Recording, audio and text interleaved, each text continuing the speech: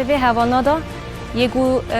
نشان دان کو تجاری نکارن اراده جن بشکنه به تایبت جن دش چپرن شر بکن و چالاکین فدایی بکن مهر خال دیرو کدان لکوبانه شخص اول آری میرکان و روان کوبانه دا اما دیساجی افرح هم بردوام دهر کی یعنی اف انرژی دهر کی الشخص اول اوستا و هول بارين ده عفري نداجي لهمبري دولة ترك و چاتين داعش ديساجي برحكي جرم فدايتي كرن